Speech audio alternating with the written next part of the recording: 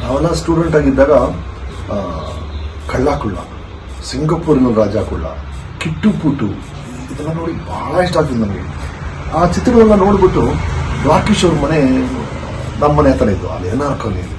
ಆ ಮನೆ ಸುತ್ತ ನಾವು ಸೈಕಲ್ ಗ್ರೌಂಡ್ ಹಿಡಿಯೋದು, ಎಲ್ಲ ಇದೆ ದ್ವಾರಕೀಶ್ ಮನೆ, ಇದೆ ದ್ವಾರಕೀಶ್ ಅವ್ರ ಮನೆ ಅಂತ ಹೇಳ್ಕೊಂಡು ಹೋಗ್ತಾ ಇದ್ವಿ.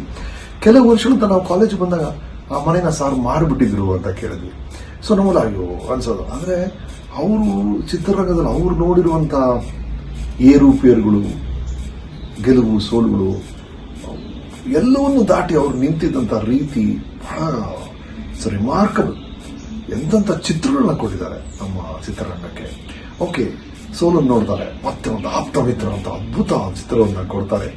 ದಟ್ ಇಸ್ ದ್ವಾರಕೀಶ್ ಅವರು. ಮತ್ತೆ ಮತ್ತೆ ಮತ್ತೆ ಅವರು ದ ವೇ ಪ್ರೂವ್ಡ್ ಹಿಮ್ಸೆಲ್ಫ್. ಅವ್ರಿಗೆ ಇದ್ದಂಥ ಆತ್ಮವಿಶ್ವಾಸ ಬಹಳ ನಾನು ನೆನೆಸ್ಕೋಬೇಕಾದ್ರೆ ಆಪ್ತ ಮಿತ್ರ ಮಾಡ್ತಿರ್ಬೇಕಾದ್ರೆ ಅವ್ರು ಸೆಟ್ಗೆ ಬಂದ್ರೇನೆ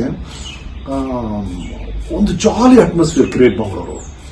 ಎಲ್ಲರ ಜೊತೆ ಮಿಂಗಲ್ ಮಾಡೋ ರೀತಿಯಾಗಲಿ, ಅವರ ಬಗ್ಗೆನೇ ಅವ್ರಿಗಿರೋ ಸಮಸ್ಯೆಗಳ ಬಗ್ಗೆ ಅವರೇ ಜೋಕ್ ಮಾಡೋದು, ಈ ಥರ ಒಂದು ಜಾಲಿ ಕ್ಯಾರೆಕ್ಟರ್ ಆಗಿದ್ರು. ಅದರ ಹಿಂದೆ ಒಂದು ಬ್ಯೂಟಿಫುಲ್ ಬಿಸಿನೆಸ್ ಮೈಂಡು, ಇನ್ನೊಂದು ಕಡೆ ಸಿನಿಮಾ ಬಗ್ಗೆ ಅಪಾರವಾದ ಪ್ರೀತಿ, ಇದೆಲ್ಲ ಸೇರಿ ದ್ವಾರಕೀಶ್ ಚಿತ್ರನ ಇಷ್ಟು ದೊಡ್ಡ ಸಂಸ್ಥೆ ಮಾಡಿದೆ.